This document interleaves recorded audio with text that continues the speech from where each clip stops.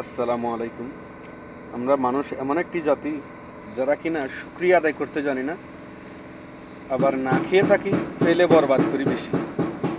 এই কথাগুলো কেন বলতেছি দেখেন, এই যে এখানে কতগুলো প্যাকেট দেখেন, এখানে 8-10 প্যাকেট থুবুস, টাইম শেষ, তারিখ শেষ, বরবাদ হয়ে গেছে। ওখানে আমি অনেক চাউল দেখছি, ভাত ভাত দেখছি, ভাতগুলা ফেলে দিয়েছে, বরবাদ হয়ে গেছে। আর কালকে রান্না করছে, আজকে খেতে পারে নাই, ফেলে দিয়েছে। আমি ওগুলা নিয়ে টিনের উপরে দিয়ে দিছি, ঠিক আছে।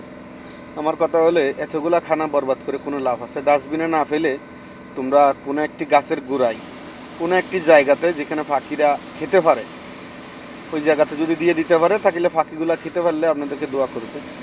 কেউ এভাবে বরবাদ করবেন না। নিজের খাবারের গুরুত্ব দিন এবং মর্যাদা দিন, আর শুকরিয়া আদায় করুন, তখন আল্লাহ বৃদ্ধি করে দেবে, ঠিক আছে। খাবারের গুরুত্ব দিতে হয়, সম্মান দিতে হয়, খাবারের একটা ইজ্জত আছে। ওই খাবারের ইজ্জত না দিলে খাবার চলে যায় নিজের কপাল থেকে, ঠিক আছে। ওকে বাই, সবাই ভালো থাকবেন। আল্লাহ হাফেজ, আসসালামু আলাইকুম।